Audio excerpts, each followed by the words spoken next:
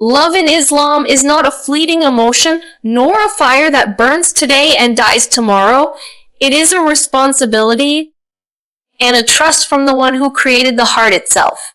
In a world where relationships are often based on temporary attraction and fragile expectations, Islam calls us back to something higher, something purer. It reminds us that true love begins with the one who never leaves, never breaks, and never forgets. When the heart is anchored to the Creator, it stops demanding perfection from creation. It stops suffocating under the weight of expectations and begins to give from a place of fullness, not emptiness. In Islam, love is an act of worship, a way of reflecting divine mercy in our interactions, our marriages, our families. It is built on patience, truth, sincerity, compassion, and emotional responsibility. And it requires that we become people who don't search for completion in another human being, but who bring completeness into the relationship through our connection with Allah. Because any relationship tied to Dunya alone breaks with the turbulence of Dunya. But any relationship tied to Allah becomes strengthened by every test, purified by every difficulty, and illuminated by every act of worship shared together. Real love is not found in clinging. It is found in letting the heart rest with its true source, so that what we give to others is not desperation, but mercy, not fear, but tranquility, not attachment, but love rooted in the one who is al-Wadud, the source of all love. True love begins with anchoring the heart to Allah, not to creation, because the heart was never designed to hold the weight of another human being. It was never built to revolve around people, their moods, their presence, or their promises. When we place creation at the center of our hearts, we set ourselves up for inevitable heartbreak, because creation, no matter how kind, sincere, or loving, is still fragile, still limited, still fallible. But when the heart is anchored to Allah, it gains a stability that no circumstance can shake. It learns to love without losing itself, to give without feeling emptied, and to stay strong even when the world disappoints. Anchoring your heart to Allah doesn't mean you detach from people or withhold love. It means you love them through Him, for Him, and with an awareness that they are gifts, not gods. They are blessings, not the source of blessing. People will enter your life and leave. They will change, evolve, struggle, and sometimes fail you, not because they are bad, but because they are human. But Allah remains. He remains when you are broken, when you are abandoned, when you are misunderstood, when you are walking through the kind of darkness no one can see. And the heart that knows this stops demanding from people what only Allah can give. It stops expecting a human being to be the source of peace, the healer of wounds, or the fulfiller of every emotional need. Instead, the heart learns to turn first to the one who is closer than your jugular vein, the one who knew you before anyone knew your name. And from that place of divine connection, the heart becomes capable of loving others with gentleness rather than desperation, with presence rather than fear, with sincerity rather than attachment. When your heart is anchored to Allah, love becomes safer, not because life becomes easier, but because your inner world becomes steadier. You begin to understand that the purpose of love is not to possess, cling, or consume, but to uplift, support, and reflect mercy. You are no longer terrified of losing people because you know the one who holds both you and them. You no longer break when people disappoint you because your expectations are placed on the one who never disappoints. You no longer become emotionally dependent in a way that destroys your sense of self because your identity is rooted in something eternal, not temporary. Anchoring your heart to Allah doesn't make relationships emotionless. It actually deepens emotions. It makes love purer because it is no longer tainted by fear or insecurity. It makes compassion stronger because it comes from a place of spiritual strength. It makes forgiveness easier because you're connected to the source of mercy. And it makes commitment more meaningful Because your intention is tied to something far greater than just two people. It's tied to the one who unites hearts. True love in Islam is not blind attachment. It is intentional, conscious, spiritually grounded affection. It is loving someone while knowing they do not complete you. Allah does. It is valuing someone without making them the center of your existence. It is appreciating someone without placing your happiness entirely in their hands. This kind of love does not suffocate, it nurtures. It does not imprison, it frees. It does not overwhelm, it stabilizes. The moment you anchor your heart to Allah, you reclaim your emotional independence without losing your capacity to love deeply. You stop chasing validation from people and start seeking contentment from the one whose approval matters most. You stop fearing the future of your relationships because you trust the one who writes your destiny. And you stop carrying the burden of trying to control outcomes because your heart rests in the knowledge that what is written for you will never miss you, and what is not written for you could never have been yours. So true love begins not with another person, but with the state of your heart. A heart anchored to Allah becomes a heart capable of real love. Love that heals rather than harms. Love that grows rather than drains. Love that reflects the tranquility that only Allah can place inside a believer. And in that place, relationships flourish. Because the heart is finally free to love without fear, without attachment, without losing itself. Rooted firmly in the one who is eternal, relationships in Islam are built on mercy, sincerity, and emotional responsibility. These three qualities form the spiritual architecture of every bond that is meant to last, not just in this world, but in the sight of the one who created the hearts that love. Mercy softens what ego tries to harden. Sincerity purifies what desire tries to corrupt. Emotional responsibility protects what recklessness tries to destroy. Without these qualities, even the most passionate relationships collapse under the weight of selfishness, expectations, and unhealed wounds. But with them, love becomes a sanctuary, safe, nurturing, and spiritually elevating. Mercy is the foundation. It is the softness that allows two people to look at each other with compassion rather than criticism, with understanding rather than judgment. Mercy teaches us that the person we love is human, flawed, vulnerable, capable of mistakes just like us. It reminds us that relationships require patience, gentleness, and forgiveness because people are not perfect.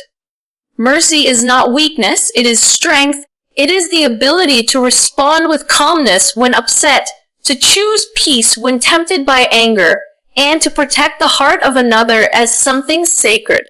Without mercy, relationships become battles of ego. With mercy, they become reflections of divine compassion. Then comes sincerity, the quiet, powerful force that keeps love pure. Sincerity means that your intentions in the relationship are clean. You love for the sake of goodness, for growth, for building something meaningful, not out of selfish need or emotional hunger. Sincerity means you are honest, transparent, and trustworthy. You don't manipulate emotions, you don't hide betrayal behind sweet words, and you don't use affection as a means to control. Sincere love is free of games, free of pretense, free of deceit. It is steady, honest, and deeply rooted in truth. A relationship without sincerity becomes a performance. A relationship with sincerity becomes a form of worship. And then there is emotional responsibility, the maturity that Islam teaches us to carry within our hearts. Emotional responsibility means you do not unload your inner chaos onto others. You do not expect someone else to heal wounds they did not cause. You do not make another person responsible for your happiness, your validation, or your sense of worth. It means managing your own emotions with awareness, humility, and accountability. It means communicating with kindness, even when hurt. It means acknowledging your mistakes without blaming or escaping. Emotional responsibility is the difference between love that nurtures and love that drains. When two people are emotionally aware, They create a relationship that feels safe, not because it is free of problems, but because it is free of emotional negligence. Islam does not only ask us to love, it teaches us how to love. It reminds us that love cannot survive when suffocated by ego, dishonesty, or irresponsibility. Love thrives in an environment where mercy softens hearts, sincerity purifies intentions, and emotional maturity protects the bond from harm. These qualities transform relationships from fragile to resilient, from chaotic to peaceful, from superficial to spiritually meaningful. When a relationship is rooted in mercy, you see your partner's struggles through compassionate eyes, and you respond with gentleness rather than frustration. When it is rooted in sincerity, you stand by each other with loyalty and transparency, free from hidden motives. When it is rooted in emotional responsibility, you build a partnership where each person feels heard, respected, and emotionally safe. Such relationships do not break at the first sign of difficulty. They do not crumble in the face of misunderstandings. Instead, they grow stronger through trials because both hearts are aligned with values that transcend emotions and circumstance. These relationships are not just earthly companionships. They become acts of worship, ways of drawing nearer to Allah through how you treat each other. In Islam, love is not measured by grand gestures or poetic words. It is measured by the consistency of mercy, the clarity of sincerity, and the maturity of emotional responsibility. When these qualities are present, love becomes a source of tranquility, a shelter in storms, and a means of spiritual elevation. And when they are absent, even the most passionate love becomes unstable. To love someone in the Islamic sense is to choose mercy over anger, truth over deception, and responsibility over emotional chaos. It is to be a source of safety, not anxiety, a source of calm, not confusion, a source of strength, not weakness. When hearts are built on these principles, relationships flourish, not because they are perfect, but because they are protected by values greater than feelings. Love becomes worship when it reflects compassion, truth, and patience. Because love in its purest form is not just an emotion, it is a choice, a discipline, a reflection of the state of the heart. When a person loves in a way that mirrors the qualities Allah asks us to embody, that love rises above human desire and becomes something sacred. Compassion makes the heart gentle, truth makes it trustworthy, and patience makes it enduring. When these qualities shape the way we love, the relationship is no longer just between two people. It is connected to the divine. Compassion transforms love from something self-centered into something selfless. It softens the sharp edges of anger. It turns frustration into understanding, and it reminds us that every soul carries its own battles. Compassion is the ability to look at someone not only with eyes, but with the heart, to feel what they feel, to honor their vulnerabilities, and to be a source of comfort rather than pressure. In relationships, compassion is what keeps love alive during difficult moments. It is what allows us to forgive when hurt, to hold space for another's pain, and to respond with kindness even when our own hearts feel strained. When you bring compassion into love, you are reflecting a quality that Allah Himself shows us every day. And anything that mirrors His mercy becomes an act of worship. Truth is another pillar that turns love into worship. Truth means honesty, transparency, and sincerity. Not only in words, but in intentions. It means showing up authentically, without masks or manipulation. Truth protects love from becoming a game, a performance, or a hidden contract of expectations. Without truth, love collapses under the weight of mistrust. With truth, love becomes a safe space, one where the heart can breathe, speak, and exist without fear. Truth means telling the truth even when it is uncomfortable, respecting the other person enough to be clear, and honoring the relationship enough to avoid deceit. Truth makes love clean, pure, and dignified. It turns affection into something honorable because it is rooted in integrity. When you love with truth, you are practicing a form of worship because honesty is a command from Allah, and actions done in obedience to Him are forms of worship. Then there is patience, the quiet force that holds love together through seasons of change, misunderstanding, hardship, and growth. Patience turns temporary conflicts into pathways for deeper connection. It teaches us not to give up when the heart feels overwhelmed, not to walk away when things become difficult, and not to speak words in anger that we might regret. Patience allows relationships to breathe, evolve, and heal. It teaches us that love is not about demanding instant perfection, but about walking together through imperfect moments with grace and humility. Patience invites Allah's blessings because He is with those who are patient. And when your love is shaped by sabr, it becomes a reflection of your trust in Allah's timing and wisdom. When compassion, truth, and patience unite within love, that love begins to resemble worship. It becomes a reflection of divine values rather than human impulses. It becomes something that purifies the heart instead of corrupting it, something that elevates the soul instead of exhausting it. This kind of love is not merely felt, it is lived. It is expressed in the way you speak, the way you forgive, the way you protect someone's dignity, and the way you show loyalty even in silent moments. Love becomes worship when you treat someone the way Allah asks you to treat His creation. With gentleness, fairness, when instead of reacting with ego, you respond with wisdom. When instead of clinging out of insecurity, you love from a place of inner fullness. When instead of allowing your emotions to control you, you let your character guide you. Every act of kindness, every moment of restraint, every word of honesty becomes part of your worship. This form of love brings peace because it is not dependent on how the other person behaves. It is dependent on how you choose to reflect the values Allah has placed upon you.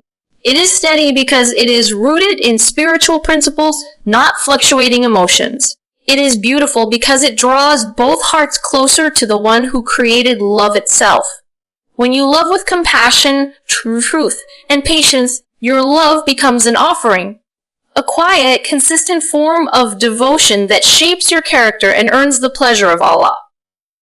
And in that space, love transforms from a worldly attachment into a path of spiritual elevation. Expecting perfection from others destroys relationships. Seeking Allah's perfection strengthens them. Because the human heart was never created to bear the weight of unrealistic expectations.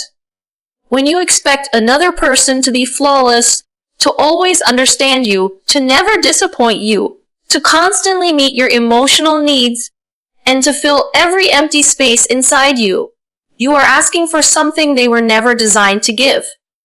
Human beings are imperfect by nature. They forget, they change, they struggle, they fall short, they have their own wounds, histories, triggers, and limitations. When we demand perfection from them, we suffocate the relationship with pressure, disappointment, and resentment. But when we shift that longing for perfection toward Allah, the only one who is truly perfect, our relationships begin to breathe again. Expecting perfection from people leads to endless frustration because it places impossible standards on fragile hearts. It makes you take normal human shortcomings personally, turning small misunderstandings into deep wounds and simple mistakes into betrayals. You begin to see the person through the lens of your expectations instead of through the lens of compassion. You want their love to heal you, their loyalty to never falter, their attention to never drift, and their behavior to never disappoint you. But people are not meant to be steady in every moment. They will have days when they struggle, moments when they are distracted, times when they are overwhelmed. And if your love is based on the illusion that they must always be perfect, you will constantly feel let down. This is why so many relationships crumble. Not because the love wasn't real, but because the expectations were unrealistic. When we expect perfection, We kill the tenderness that relationships need to survive. We start blaming instead of understanding, demanding instead of supporting, judging instead of forgiving. Perfectionism turns the heart rigid, and a rigid heart cannot love. It clings, it complains, it criticizes, and eventually it breaks. But when you seek Allah's perfection instead of expecting it from people, everything changes. You begin to see others as they truly are human, flawed, growing, learning. You stop demanding from them what only Allah can give: constant support, endless understanding, uninterrupted care, and the ability to soothe every wound. When you anchor your desire for perfection to Allah, you free the people you love from the burden of trying to be godlike, and you free your own heart from the disappointment of expecting the impossible. Seeking Allah's perfection strengthens relationships because it purifies your expectations. Instead of looking for someone to complete you, you turn to the one who already has. Instead of searching for someone who will never fail you, you trust the one who never leaves you. Instead of demanding constant emotional availability from a human being, you lean on the one who is always there, even in the silence of the night. And when your heart finds stability in Allah, you approach relationships with humility and compassion rather than with neediness and perfectionism. You begin to give more than you demand. You begin to forgive more easily. You begin to understand that the beauty of a relationship is not in perfection, but in growth. That mistakes are invitations for deeper connection. That misunderstandings are opportunities for clarity. That struggles are moments for empathy.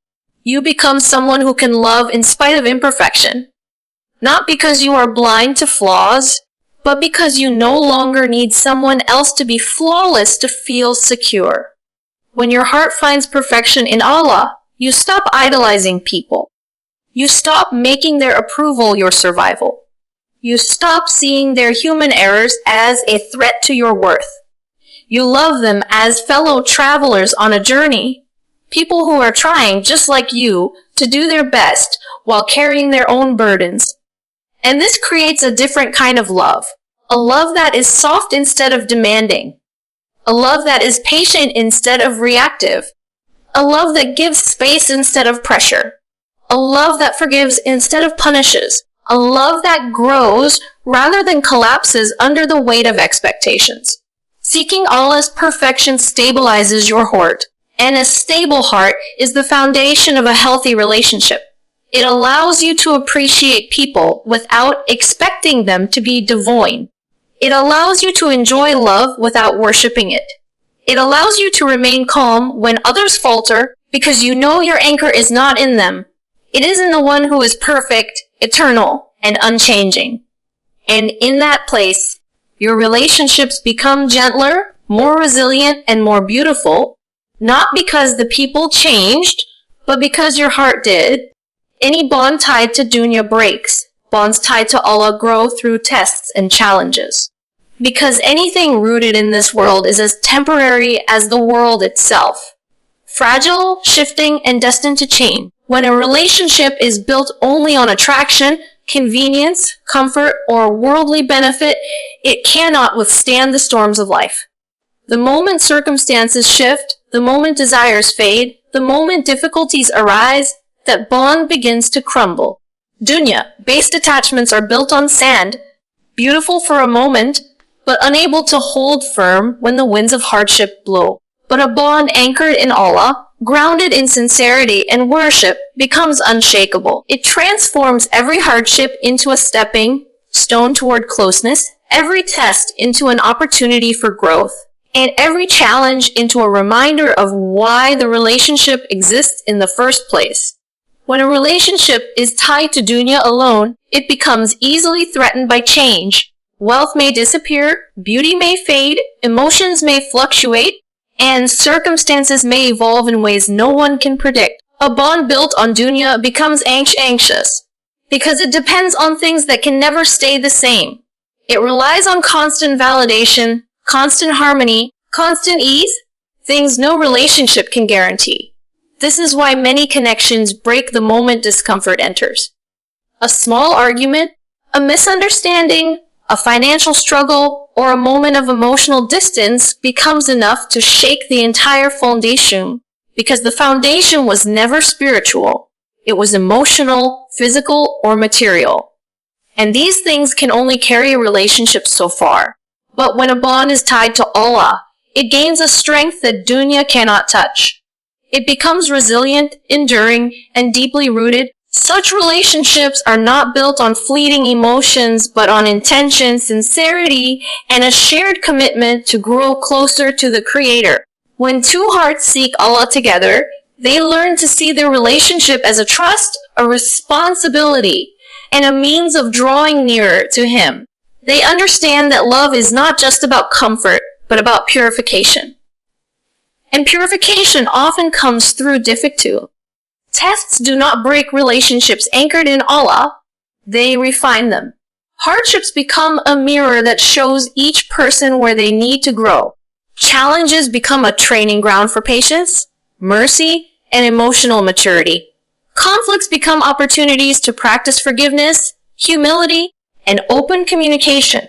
Instead of running from hardships, spiritually connected hearts lean into them with faith, knowing that Allah does not place a believer in a test except to elevate them.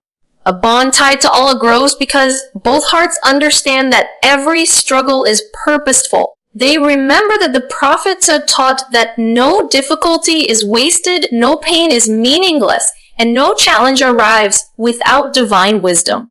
Instead of blaming each other for hardships, they turn together to the one who can ease them.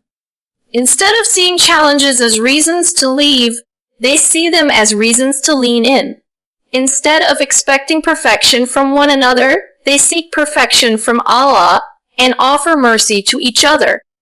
Relationships grounded in faith have a different kind of strength. They are patient during distance, compassionate during mistakes, and hopeful during trials.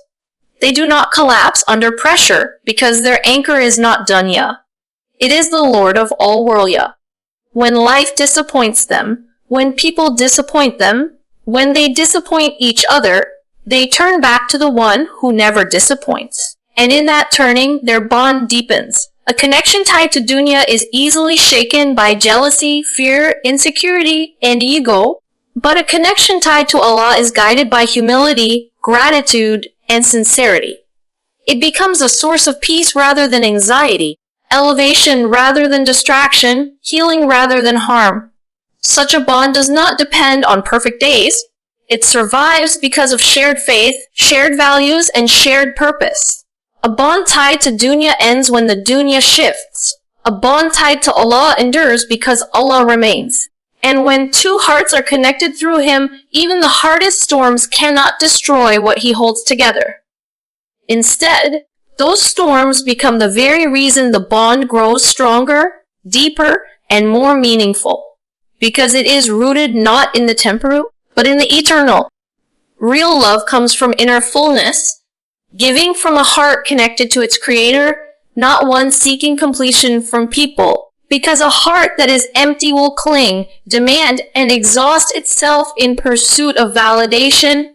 It will chase affection as though it were oxygen, believing that another human being has the power to complete what feels missing inside.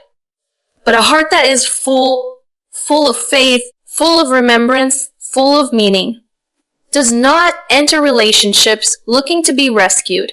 It enters them with the intention to give, to uplift, and to reflect mercy. This fullness does not come from people, because people are just as fragile as we are. It comes from Allah, the one who fills the heart with peace, stability, and purpose. Only a heart connected to Him can love without losing itself. When someone seeks completion from another person, the relationship becomes a burden rather than a blessing. The other person becomes responsible for their happiness, their worth, their emotional balance. And no human being can carry that weight. The result is always disappointment. Either the person fails to meet those expectations, or the seeker becomes disillusioned and hurt.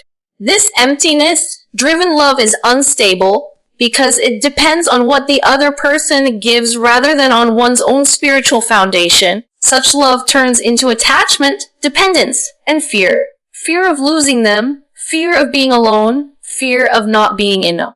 Love becomes something that takes rather than something that gives. But when a heart is connected to its creator, it is already whole before it loves anyone else. It does not enter relationships searching for identity. It enters with identity. It does not look for someone to fix it. It looks for someone to journey with. It does not cling out of desperation. It stands firm out of inner strength. Full hearts do not beg for attention. They do not crumble from distance. And they do not make idols out of people. They give love freely because their source is limitless. They give patience because their anchor is secure. They give kindness because they are not emotionally starving. This kind of love is not possessive, it is generous. It does not overwhelm, it nurtures. Inner fullness comes from knowing who you are in the sight of Allah. Valued, held, seen, forgiven. It is the quiet confidence that your worth is not measured by human acceptance. It is the peace that comes from trusting Allah's plan rather than trying to control outcomes. It is the spiritual nourishment that grows from worship, dua, and reflection. When the heart finds its center in Allah, it no longer seeks completion from creation. It becomes complete through Him, and then it can offer love without strings attached. A heart filled by its creator loves differently. It loves with balance. It understands that people are gifts, not ghosts. It takes joy in companionship, but does not dissolve into another person.